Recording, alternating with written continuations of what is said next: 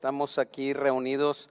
Toda esta mañana ha sido una mañana muy especial de reunirnos sabiendo que Dios está aquí presente. Yo creo que a veces nos acostumbramos en las reuniones y como que no meditamos que ese Dios majestuoso, maravilloso, grande está presente cuando el pueblo se reúne en torno a Él, a exaltar el nombre de Jesús. Y el domingo pasado estamos viendo la serie La vida salvadora de Cristo. Estamos recorriendo el Antiguo Testamento, cosas importantes que de alguna manera está lleno el Antiguo Testamento de tipos, imágenes, simbolismos, que es bueno permitirle al Espíritu Santo que pongamos atención, que nos ayude para poder entender lo que pasó en el Antiguo Testamento, que es una sombra de lo que había de venir con la vida salvadora de Cristo.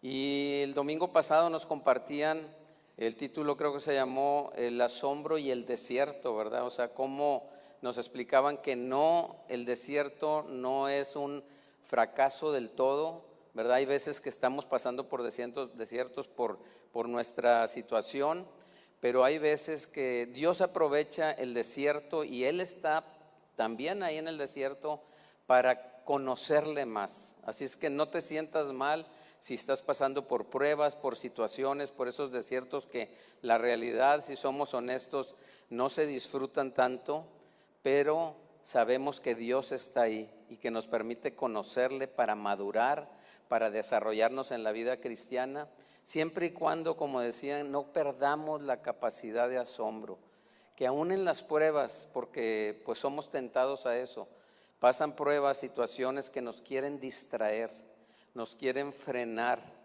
de poder gozar de la vida plena en Cristo, que es un gozo que se vive y se debe de vivir en todo tiempo, ¿verdad? Porque nos mantiene la esperanza viva. Yo recuerdo hace como unos 30 años que conocimos al Señor Jesucristo, que entregamos nuestras vidas. Estábamos pasando por una prueba difícil, mi esposa y yo. Fue un tiempo de temores, de incertidumbre, nada agradable.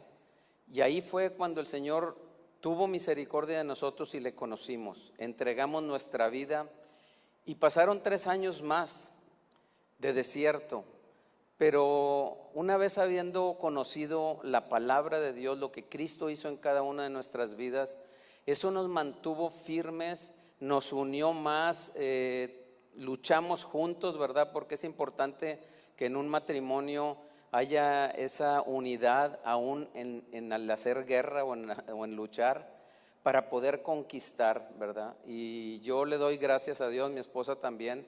No olvidamos ese tiempo de desierto, porque fue donde conocimos verdaderamente al Señor, donde fuimos probados por el Señor para ver lo que había en el corazón. Y eso es lo que Dios permite cosas para ver qué es lo que hay dentro de nosotros, ¿verdad? Y así lo hizo con el pueblo de Israel. En Deuteronomio 8, les voy a leer 2 versículos. Deuteronomio 8 dice el versículo 2: y te acordarás de todo el camino por donde te ha traído Jehová tu Dios estos 40 años en el desierto, para afligirte, para probarte, para saber lo que había en tu corazón, si habías de guardar o no sus mandamientos. Y te afligió y te hizo tener hambre y te sustentó con maná, comida que no conocías tú ni tus padres la habían conocido, para hacerte saber que no solo de pan vivirá el hombre, mas de todo lo que sale de la boca de Jehová vivirá el hombre. Entonces vemos cómo el propósito del desierto, dice, y te vas a acordar, o sea, las pruebas no son como para olvidarlas, sino que también para recordar de dónde nos ha sacado el Señor. Y Dios sacó al pueblo de Israel de la esclavitud. Y tú y yo de alguna manera estábamos en esclavitud, nuestra vida está sometida, a lo mejor en ignorancia, pero estábamos sometidos a esa naturaleza caída, estábamos ajenos a las cosas de Dios. Hoy en día a lo mejor estás viniendo aquí porque tu vida ha cambiado, nuestra vida ha sido transformada y tenemos un propósito y un motivo a quien exaltar. Y nuestra vida ya tiene también un propósito. Este mundo está lleno de distracciones, pero que no nos olvidemos de dónde nos ha traído el Señor y nos ha sustentado. Dice que con maná, comida que ni siquiera nuestros padres conocían.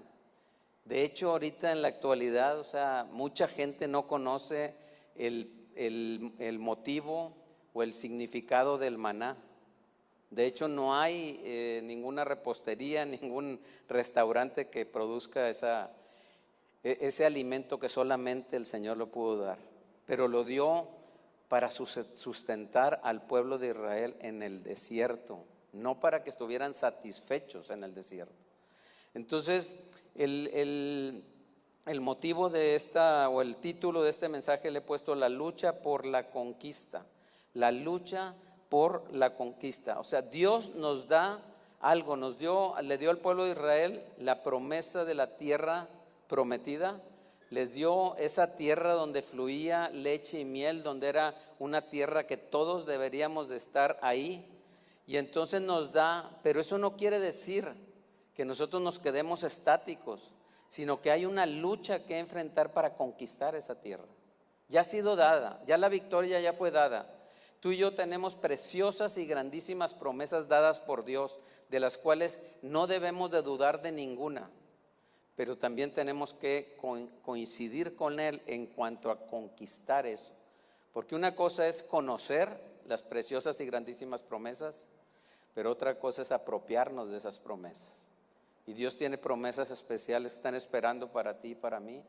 A lo mejor estás pasando por algún tiempo de desierto, de prueba, pero hay promesas que en Cristo son sí y son amén, ¿verdad? Entonces, como una observación, y les voy a pedir que vayamos, bueno, déjenme leerle 1 Corintios 10, versículo 3 y 4, lo que el apóstol Pablo expresa sobre aquellos tiempos del pueblo de Israel que anduvo en el desierto. Dice, y todos comieron el mismo alimento espiritual, y todos bebieron la misma bebida espiritual, porque bebían de la roca espiritual que los seguía y que los acompañaba, y la roca era Cristo. O sea, se está remontando aquellos tiempos de muchos años antes, por eso tiene un simbolismo, tiene un significado, tiene un porqué que nosotros debemos de conocer. Y dice, y te sustentó con maná.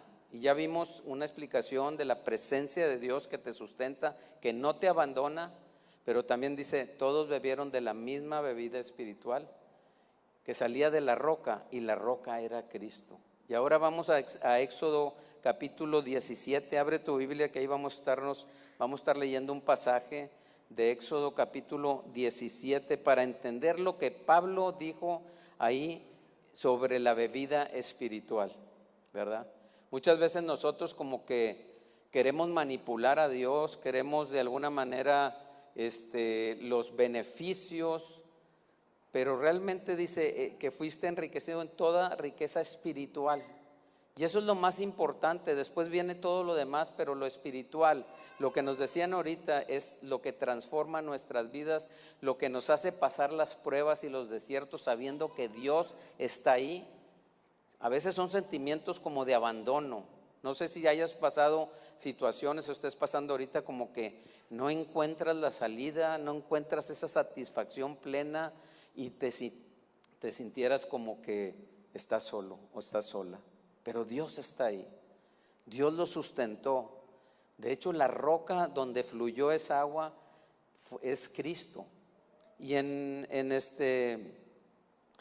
Éxodo 17, del 1 al 3, dice, para empezar a ver el pasaje, dice, toda la congregación de los hijos de Israel partió del desierto de Sin por sus jornadas conforme al mandamiento de Jehová, y acamparon en Refidim, y no había agua para el pueblo, para que el pueblo bebiese. Y así son los desiertos, a veces sentimos, o sea, que hay una sequía, que estamos enfrentando una prueba, como si la verdad pues no escasea el agua, y es una realidad. Pero ahí es donde Dios dice, yo te probé para ver qué es lo que hay en tu corazón. Si cada prueba que nosotros pasamos nos distrae, nos hace quejarnos, nos hace exigir, nos hace hacer tantas cosas, o es una actitud, como decía ahorita en esto que ministramos ahorita, de que clamaron a Dios, ¿verdad? Entonces dice el versículo 2: y altercó el pueblo con Moisés y dijeron: danos agua para que bebamos. Y Moisés les dijo: ¿por qué altercan conmigo? ¿Por qué tientan a Jehová? Entonces hay una situación en el desierto, la prueba tiene un propósito, pero no estamos solos ahí. Si volteamos para atrás, hemos visto cómo Dios nos ha sustentado, es una realidad.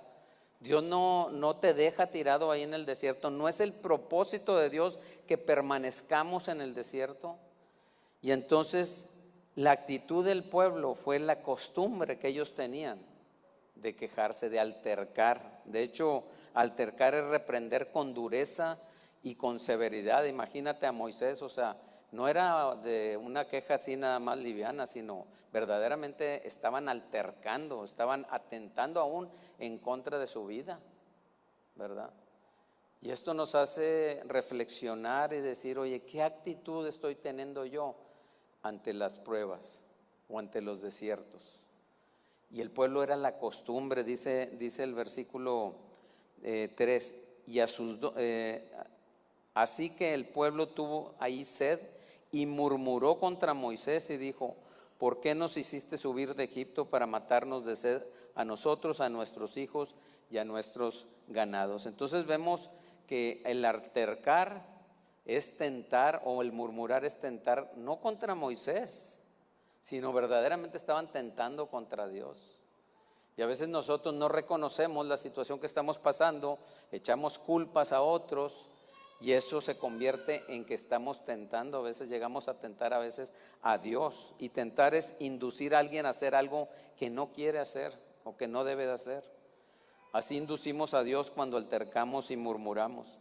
Y murmurar es hablar en voz baja, manifestando una queja, especialmente cuando la persona no está presente. Entonces aquí una de las cosas que debemos de aprender, que en todo tiempo tengamos presente que la murmuración es algo que a Dios no le agrada, es algo que no nos hace bien, es algo que contamina a los que están a tu alrededor. Dice el Proverbios 20: el que anda murmurando revela el secreto, revela secretos. Por tanto, no te asocies con el chismoso. Entonces la murmuración es un chisme, es una situación hueca, una situación que revela cosas.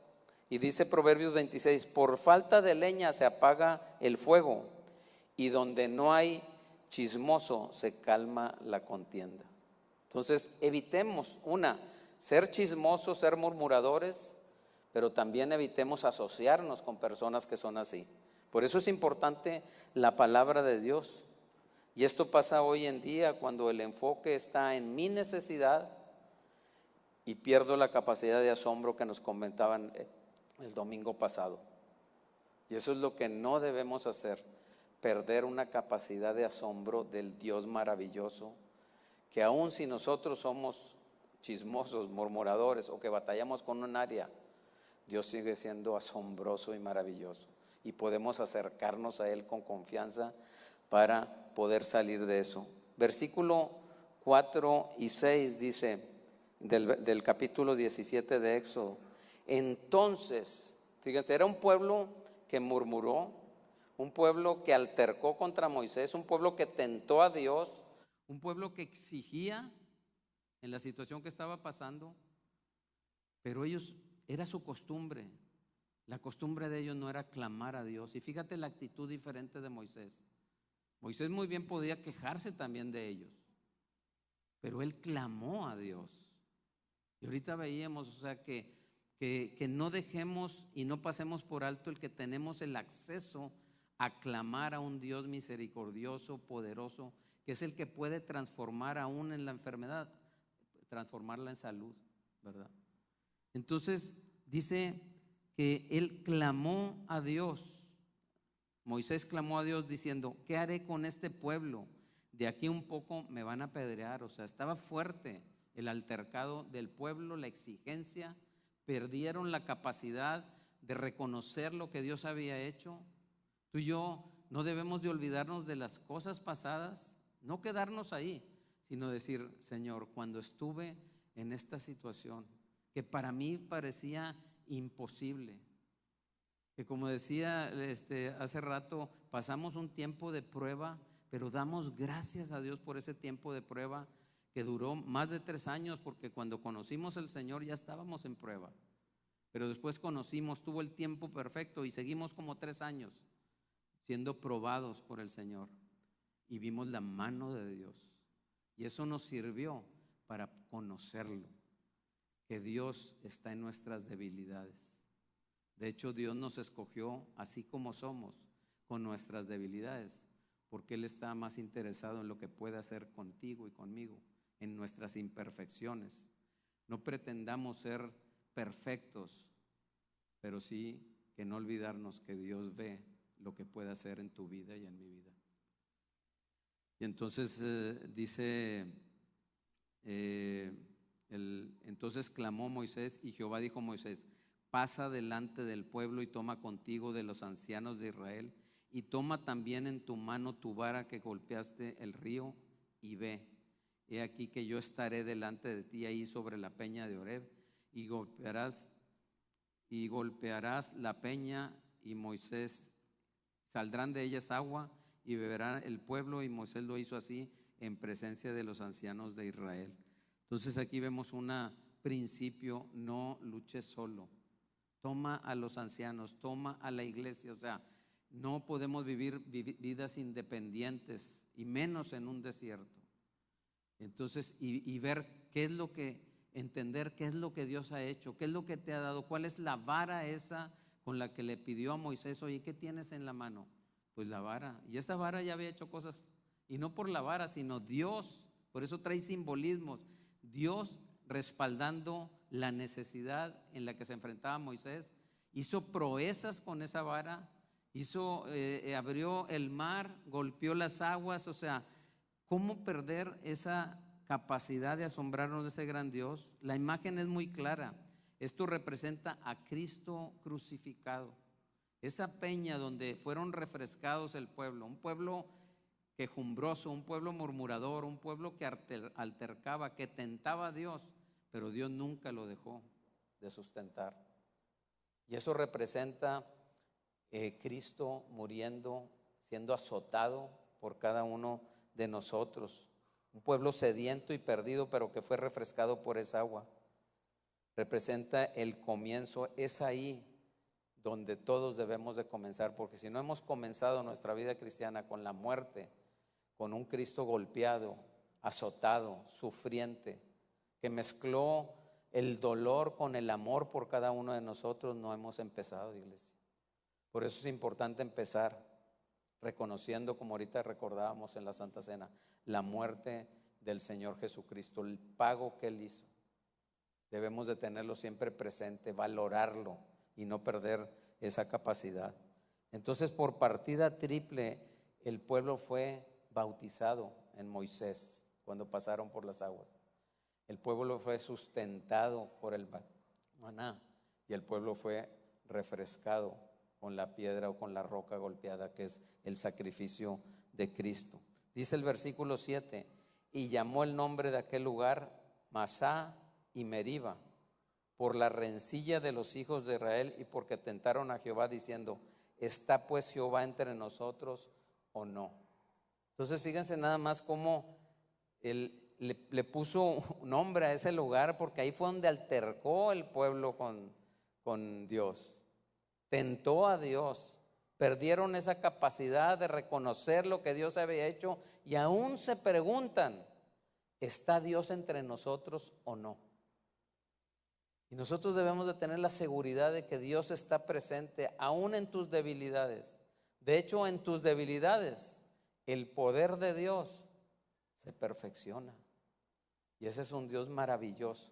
Ese es un Dios que hay que reconocer siempre, y ese es un Dios que merece toda nuestra atención.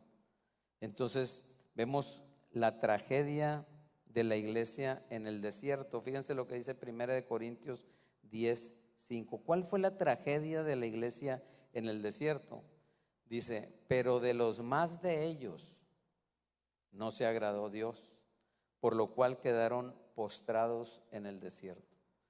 Esa inercia o esa naturaleza que traemos todos una naturaleza caída, que esa naturaleza no le gusta el desierto, esa naturaleza siempre sale a defenderse, y es una naturaleza que lo único que lo va a someter es morir a esa naturaleza, es dominarla, es una vida en el espíritu. Y entonces dice, de los más de ellos no se agradó el Señor, por lo cual quedaron postrados en el desierto. Esta fue la iglesia en el desierto. Y a Dios, como decíamos ahorita, no es alguien que se puede manipular, es alguien al que debemos reconocer, admirar, alabar y servirle. Que lo tengamos presente siempre. Que no saliendo de aquí y esperemos el día de mañana y pasemos toda una semana en nuestros quehaceres buenos, pero sin considerar a Dios, sin el deseo de conocer ese Dios bueno, sin la intención de reunirnos para estudiar la palabra, aún en el matrimonio, aún en la familia. Dice la palabra, pero sin fe es imposible agradar a Dios. Por eso necesitamos que sea una fe activa. Si no tenemos fe, no hay manera de agradar a Dios. Versículo 8. Entonces llegó Amalek, vino Amalek y peleó contra Israel en Refidim. Tan pronto, fíjense la imagen de Amalek, es la imagen de la naturaleza caída, de la carne, es la imagen del mundo. Y no estamos hablando de la gente, sino los deseos de la carne, los deseos de los ojos, la vanagloria del mundo. Y es la imagen del propio enemigo de Dios, que se para tan pronto en tu vida cristiana inicia, ahí no está ajeno que se presente Amalek o esa naturaleza que traemos todos dentro. Por eso necesitamos entender el Antiguo Testamento, entender lo que pasó con el pueblo de Israel, por qué se quedaron postrados en el desierto, pero ahí no los dejó aún Dios. Y entonces dice que tan pronto Dios dio agua a su pueblo, llegó Amalek. Las luchas, por eso la lucha por la conquista. Dios nos da promesas, Dios nos da una tierra prometida. Dios quiere que no nos quedemos tirados en el desierto, sino que poseamos el Caná espiritual que es Cristo viviendo en nosotros, en esa vida plena, a pesar de las situaciones. Jesús le dijo, en el mundo van a tener aflicciones, de eso no tenemos ninguna duda, pero confíen en mí, yo ya vencí al mundo. Entonces, ¿qué simboliza Amalek? Simboliza todo ese enemigo que se presenta, ya sea como el diablo, Satanás, como el mundo, pero el mayor conflicto que tenemos es con nuestra naturaleza dentro de nosotros. Y ese es lo único que nos está ahí molestando. También el diablo, ya fue vencido el diablo, ya venció al mundo, pero hay una naturaleza que también quiere vencer, pero esa está dentro de nosotros y está esperando también que nosotros seamos intencionales para someterla y ya no volver a estar en el yugo de esclavitud. Y Dios nunca ha querido que su pueblo permanezca en un lugar en donde la roca fue golpeada. No quiere que permanezcamos donde recibimos a Cristo, fuimos reconciliados con Dios, nuestros pecados fueron perdonados, hay una relación ahora con Cristo y nos quedemos de esa manera, sino que vayamos por eso mucho más, que ya estando reconciliados, mucho más por la vida de Jesús, sigamos adelante y no nos perdamos de ese mucho más que dice la palabra de Dios. Fíjate, deja una marca ahí, dale vuelta a Deuteronomio 1, aquí más adelante, Deuteronomio capítulo 1, versículo 6. O sea, por eso Dios nunca no quería que su pueblo se quedara ahí donde fue golpeada la piedra, donde fue refrescado por esa sed que caracteriza en los desiertos. Pero no era el propósito que se quedaran ahí. Pero fíjate lo que dice Deuteronomio 1:6. Jehová nuestro Dios nos habló en Horeb diciendo, han estado bastante tiempo en ese monte. Mi hermano, mi hermana, tú y yo no debemos de quedarnos y menos un suficiente tiempo sabiendo que fuimos reconciliados por esa roca que era Cristo, Cristo poniendo su vida, quedarnos y conformarnos con haber sido reconciliados, sino seguir adelante para conquistar la tierra prometida. Y entonces en el versículo 6 dice, ya tienen mucho tiempo. Versículo 7 dice, vuélvanse y vayan al monte del Amorreo y a todas sus comarcas en el Arabá, en el monte, en los valles, en el Negev y junto a las costas del mar, a la tierra del Cananeo y en el Líbano hasta el gran río, el río Éufrates.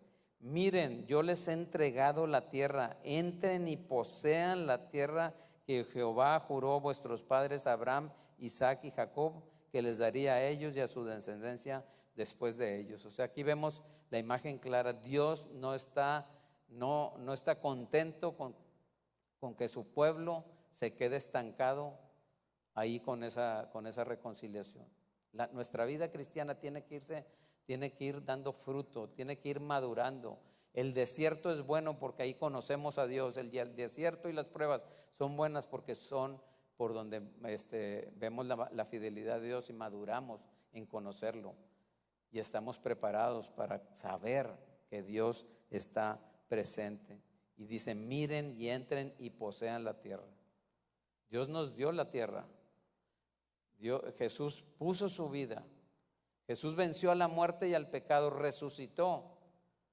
Y entonces nosotros tenemos que tomar la posesión de la tierra. En otras palabras está diciendo, levántate, ve, apropiate de ese mucho más que se ha logrado por la vida de Jesús. Y el Antiguo Testamento cobra más vida, se vuelve uno de los libros maravillosos para poder entender la vida salvadora de Cristo. Y sabemos que tan pronto el Espíritu Santo entra a tu espíritu como pecador perdonado, su labor consiste en invadir todo tu ser para convertirte en el templo del Dios viviente. Invade tu alma, tus emociones, tus pensamientos. Toma control de todo. Es el propósito del Espíritu Santo. Tomar control de toda tu vida para que te conviertas en el templo del Dios viviente. ¿Cuál es la inmediata resistencia que se presenta? Precisamente la más importante es la carne. En Gálatas 5:17 dice, porque el deseo de la carne es contra el espíritu y el del espíritu es contra la carne, y hay una lucha constante. Esta es una constante de nuestra vida. Es algo que debemos de tener presente, que está un conflicto dentro de nosotros, pero por eso el Espíritu Santo puede más y nos ayuda a dominar. Por eso dice, anden en el Espíritu. Efesios 4:26 y 27 dice, airaos. O sea, no es fácil a veces pasar situaciones entre nosotros y de repente viene y sale el González, ¿verdad? Al cuadrado. Y no nos gusta, y no somos tampoco de piedra o de metal como para no sentir nada. Y de alguna manera está autorizando, oye, pues te entiendo la situación con la que vives, pero no llegues a pecar. Que esa emoción que brota dentro de ti por esa naturaleza no sea la causa de que llegues a pecar. Airaos, pero no pequéis, no salga el sol sobre tu enojo. No le des lugar al diablo. Y esa es la lucha que se presenta. Hay una enemistad.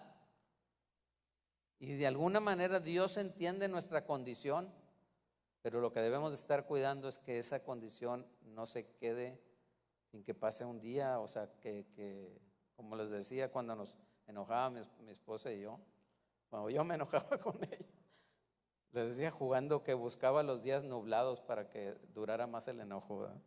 Pero no se ponga el sol sobre su enojo. Y entonces vemos el versículo, vamos vuelta otra vez a Éxodo, versículo 11. Y sucedía, bueno, dice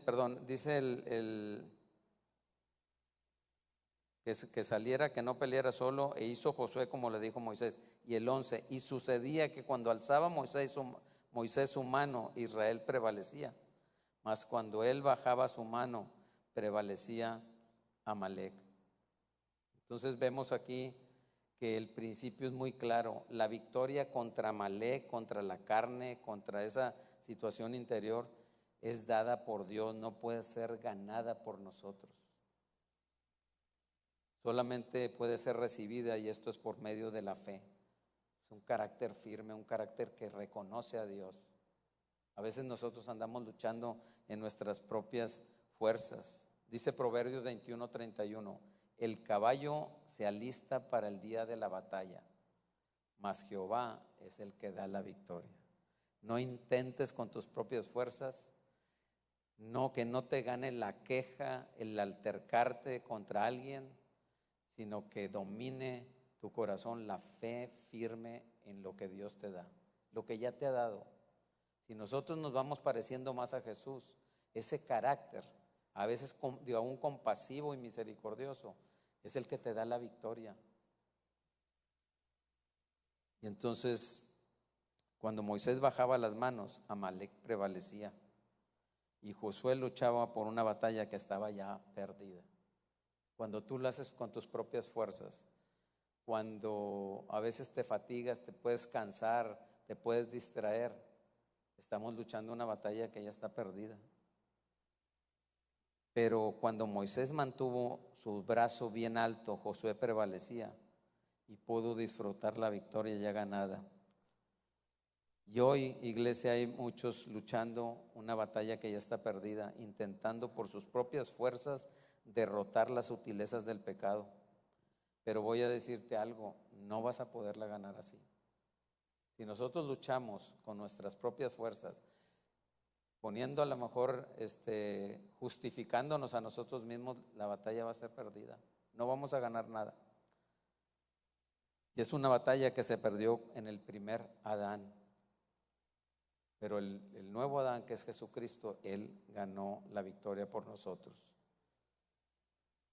Pregunta, ¿qué tengo que hacer para aceptar la victoria que Jesucristo ya ganó en la cruz del Calvario? ¿Qué tenemos que hacer tú y yo para ganar esa victoria que ya la ganó Él en la cruz del Calvario, para apropiarnos en ello? Dice Gálatas 5:16, anden en el Espíritu y ¿qué? No satisfagas los deseos de la carne. O sea, anda en el Espíritu y no satisfagas los deseos de la carne. Entonces, poco puede importar lo que el enemigo te está diciendo, lo que la naturaleza te está diciendo. Tú y yo estamos puestos para herirla en la cabeza, no nos llega ni a los talones, está molestándonos el calcañar, pero estamos puestos para herirla en la cabeza. Y poco va a importar lo que te diga. La victoria ya fue ganada en la cruz del Calvario. ¿Por qué decimos que es poco importante? Por eso, porque estamos puestos para herirla en la cabeza. Y quiero advertirte una cosa, el enemigo es especialista en invertir la verdad por una mentira y hacerte creer que estás en lo correcto. Y a lo mejor te está diciendo algo como esto: tú trata o esfuérzate en no satisfacer los deseos de la carne, y entonces vas a andar en el Espíritu. Y a lo mejor te mantiene con esa mentira en tus propias fuerzas y me voy a dominarme y voy a contar hasta 10, que ya vimos en el anuncio aquel, ¿verdad? Los que tenemos más tiempo, que no vas a llegar ni al 6, cuando levantaba la mano y el niño, 1, 2, no, vámonos. Entonces, con nuestras propias fuerzas no podemos lograr. La solución es no intentar no satisfacer los deseos de la carne, sino lo que va a lograr es anda en el Espíritu, anda en una relación estrecha con Dios. La vida de Cristo es nuestra vida misma, o sea, Cristo es nuestra vida. De un interior, de una fuente no puede salir agua dulce y agua salada, o sale de una o sale de otra. Y entonces anda en el Espíritu, y es la manera de que no vas a satisfacer los deseos de la carne. Busca ser lleno del Espíritu. Ora al Señor y seamos sinceros. Y sepamos que Dios ve los corazones y Dios nos responde. Entonces, no hay algo tan lamentable en la vida cristiana, querer hacer pura y santa a la carne. La carne es carne. Y no nos debemos de ocupar en domar la carne en nosotros, como aquel cerdito, ¿verdad? Que por más que lo bañes, por más que le pintes las uñas a Babe, por más que hagas todo eso, cuando vea la puerta abierta del patio y vea un charco acá ahí, va a ser fiel a su naturaleza y no lo vas a poder lograr. Entonces lo que se va a poder lograr es anda en el Espíritu, ¿verdad? Platica con Dios, séle honesto a Dios, y esa es la manera de poder dominar a la carne.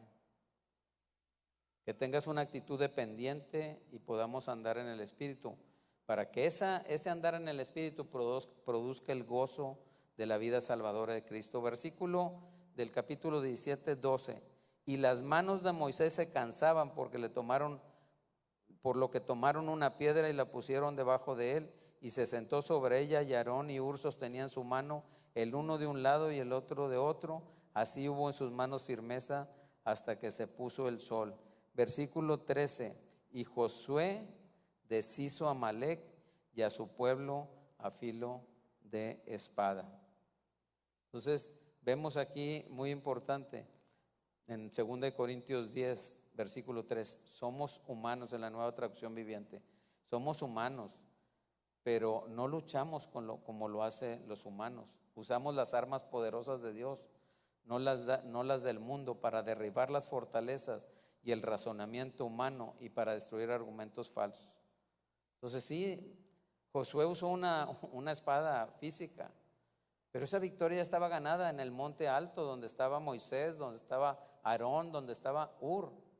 Y eso es lo que representa, esos lugares altos representan, cuando estamos viendo las cosas de Dios, representa esa fe y esa confianza en que la victoria nos las da el Señor, y no es con las armas forjadas que tú y yo podemos usar, o con esa naturaleza dejarla fluir, no. Es Dios el que da la victoria. Pablo es recurrente al usar lenguaje militar y guerrero, pero hay maneras propias y hay maneras impropias de pelear. Por eso es importante vestirnos con toda la armadura de Dios para poder resistir. ¿Qué más aprendemos? ¿Cuál fue el resultado? El versículo 13, y Josué deshizo a Amalec. O sea, fue una victoria que él ganó porque Dios se la había dado, no por la espada ni no por algunas cosas.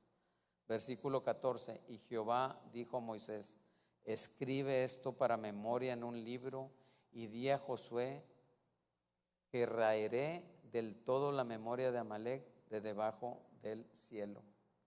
O sea, que no se te olvide, escríbelo para memoria, que Dios, cuando hablas de raer, hablas de raspar, que no quede nada ahí, la memoria de Amalec. Dios tiene la victoria. Y otra cosa muy importante que aprendemos es el versículo 15. Y Moisés edificó un altar y llamó su nombre Jehová Nisi. ¿Sabes lo que quiere decir Jehová Nisi? Jehová, nuestro estandarte. Hace rato que estábamos aquí en una alabanza verdaderamente llena del Espíritu Santo, estaba yo imaginándome como ese estandarte que se levantaba con los ejércitos, donde se congregaba la gente, los soldados, donde se reunían, y así nosotros todos reunidos exaltando y glorificando el nombre del Señor. Por eso le llamó Jehová Nisi, nuestro estandarte. Y luego por último aquí dice el 16, y dijo, por cuanto la mano de Amalec se levantó contra el trono de Jehová, Jehová tendrá guerra con Amalec de generación en generación. Sabemos aquí que no llegará nunca el día en que Dios haga las paces con la carne, con el enemigo, con el mundo. Siempre estará en guerra y sabemos quién tiene la victoria ganada. Pero no pensemos, no nos descuidemos. Es una lucha que nosotros necesitamos conquistar, algo que ya te apropias de ello. Y la apropiación no es forzosamente ganar algo nuevo, sino disfrutar de lo que ya te dio en Cristo Jesús. Eso, te apropias de lo que ya fue dado. Entonces, Quiero terminar con esto. ¿Se acuerdan de Jacob y Esaú? ¿Hijos de quién eran Jacob y Esaú? De Isaac. Esaú es la imagen de ese hombre, así digo para explicarlo. Esaú era cazador, era un hombre seguramente a lo mejor corpulento, pelo en pecho y todo, ¿verdad? Porque habla que era hasta velludo y todo. Y entonces que salía a al monte de cacería, y lo vemos así como más recio. Y a Jacob era pues el preferido de la mamá, y a lo mejor ahí pues ayudándole y todo. Pero Jacob era mentiroso y usurpador. Y entonces fíjate lo que dice Romanos 9:13. Como está escrito, a Jacob amé, mas a Esaú aborrecí. O sea, a Jacob amé y a Esaú aborrecí. ¿Por qué? Y aquí hay un principio bien importante, iglesia.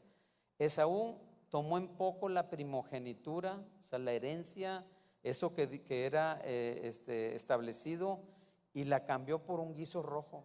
O sea, Dios no puede hacer mucho cuando uno menosprecia a Dios y lo que Él da. Cuando lo tomamos muy a la ligera, cuando no lo valoramos.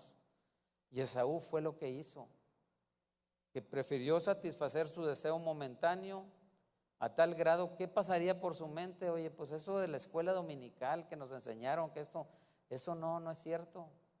Y aparte me voy a morir, ¿y para qué quiero? O sea, tener en poco, perder la capacidad de lo maravilloso que es Dios, de las cosas que te otorga, lo cambió por un guiso rojo. Ese guiso se le llamó Edom, y de ahí vienen los edomitas, ¿verdad? Que Jacob era el abuelo de Edom, y luego Edom engendró después a Amalek. Entonces vemos que Jacob deseaba la primogenitura. Era mentiroso y era usurpador, pero la deseaba. De alguna manera podemos pensar que era importante lo que él quería, sabía la bendición que podía hasta cambiar su vida con eso. Y aquí hay un principio importante: Dios no puede hacer mucho con alguien que menosprecia y tiene en poco a Dios y a su bendición. O sea, no es porque Dios no quiera, es porque no se lo permitimos. Y si nosotros de alguna manera no valoramos, lo podemos reconocer. Jacob de alguna manera era mentiroso, usurpador, sabía que era así, pero en el principio aquí vemos que sí puede hacer Dios algo con aquel, aunque mentiroso y engañador, pero que en su corazón desea esa herencia que le puede rescatar del mal. Dios amaba a Jacob. No lo amaba por lo que él era, sino por lo que él podía llegar a ser. Y así mismo lo hace contigo y conmigo. Dios no te ama por quien tú eres.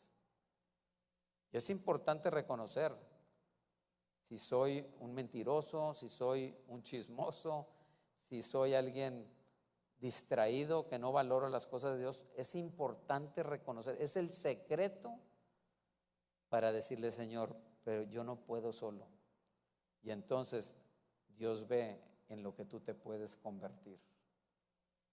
Y vemos cómo no lo amaba por lo que él era, sino por lo que él podía llegar a ser. Saulo de Tarso, les voy a pedir a los ministros que pasen, ya estamos terminando. Saulo de Tarso, Dios no lo amó por ser un perseguidor de la iglesia. Era el menos indicado para que recibiera el amor de Dios. Perseguía a la iglesia, consentía en la muerte de los creyentes, de los cristianos. Pero Dios no lo amó por eso. Dios lo amó por ver en lo que se podía convertir Saulo. ¿Y qué hizo con él? Dice el Nuevo Testamento: Pablo, apóstol de Jesucristo por la voluntad de Dios. Así es que yo te animo que cualquier situación que tú veas que te está de alguna manera atormentando, tal vez distrayendo, hacerte sentir mal, Dios no te va a amar por eso o te va a despreciar por eso. Dios te va a amar por lo que tú te puedes llegar a convertir. Así Jacob, el mentiroso y el estafador, fue llamado Israel. ¿Sabes qué quiere decir Israel? Príncipe de Dios.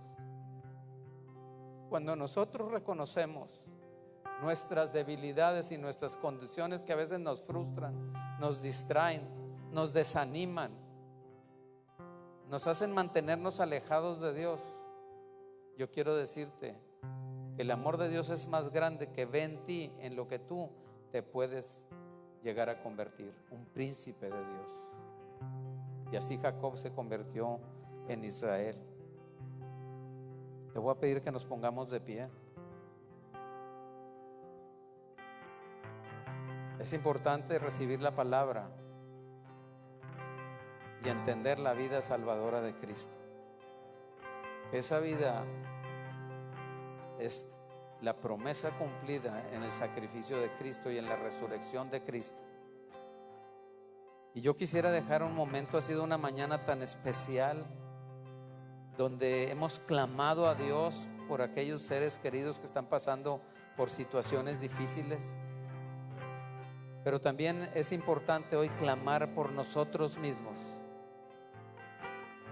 Si somos honestos delante de Dios y sabemos que hay áreas en nuestra vida o nuestra familia que tú quisieras que Dios interviniera, que cambiara, que simplemente no tenemos la victoria ahí,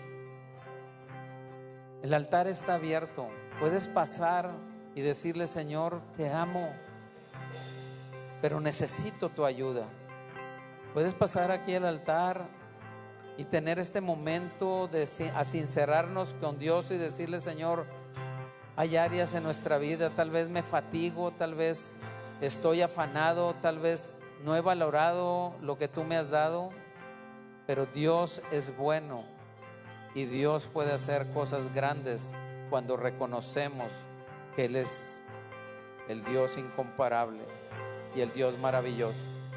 No te quedes ahí, pasa aquí al frente y exalta a Dios y sé sincero con Dios o sincera y dile: ¿qué necesitas?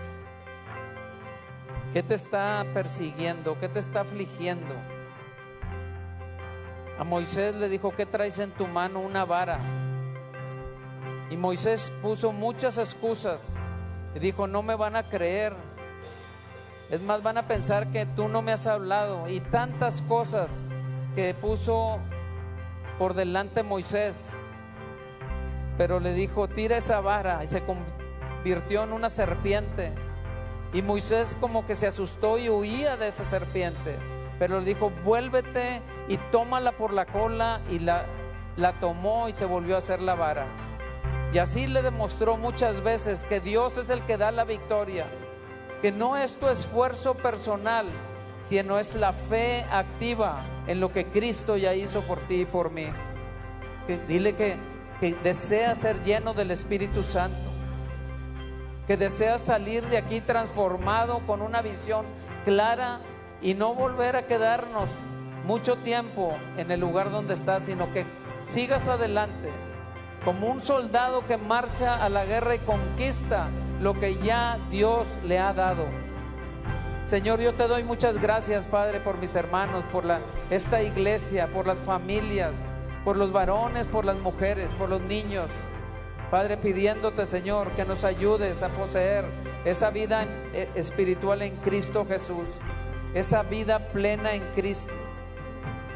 Señor, que llenes nuestro hombre interior por el Espíritu Santo, Padre. Que verdaderamente, Señor, podamos experimentar una vida plena en Cristo Jesús. Que sepamos que en los desiertos, que a veces nos sentimos solos, tú estás ahí presente. Que tomemos las pruebas, Señor, como una oportunidad para madurar, pero también una oportunidad para verte actuar en nuestras vidas. No permita, Señor, que hagamos caso a Amalek y al enemigo, que a veces nos engaña, Señor, diciendo que es por nuestro esfuerzo para poder andar en el Espíritu, sino que nos dediquemos y busquemos y anhelemos y clamemos. Clama ahí: Señor, lléname con tu Espíritu Santo, invade mi corazón, mi alma, todo mi ser por el Espíritu Santo, para que entonces sea fácil y sea natural no satisfacer los deseos de la carne. Te damos muchas gracias, Padre. Gracias por esta iglesia, gracias por lo que tú hiciste y estás haciendo y seguirás haciendo en cada una de nuestras vidas. Que no nos acostumbremos a tal grado que perdamos la capacidad de asombro y de gratitud hacia ti, Padre. Muchas gracias, Señor, por tu palabra. Te alabamos, Señor, y te damos muchas gracias en el nombre de Jesús. Amén, amén y amén. Vamos a darle un fuerte aplauso al Señor.